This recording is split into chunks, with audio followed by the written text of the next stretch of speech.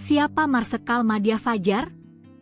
Penerbang jet tempung F-16A gugur saat pesawat jatuh di Bogor. Insiden pesawat jatuh di Bogor, tepatnya di kawasan Ciaruteun, Ciampea, Kabupaten Bogor, Jawa Barat, pada Minggu, 3 Agustus 2025, siang.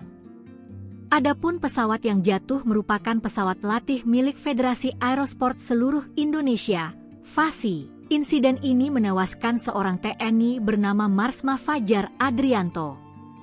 Kepala Dinas Penerangan TNI AU, Kadis Penau, Marsma Inyoman Suatnyana, mengatakan Marsma Fajar merupakan penerbang jet tempur F-16. Jet tempur itu salah satu jet tempur produksi Amerika Serikat, AS. Fajar merupakan lulusan Akademi Angkatan Udara, AAU, tahun 1992.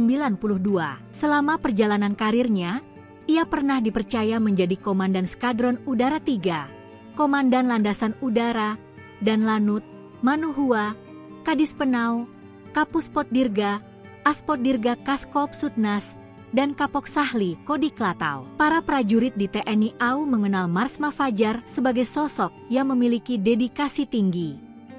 Ia juga berperan penting dalam sejarah TNI AU. Marsma Fajar gugur saat menjalani misi latihan profisiensi penerbangan olahraga Dirgantara.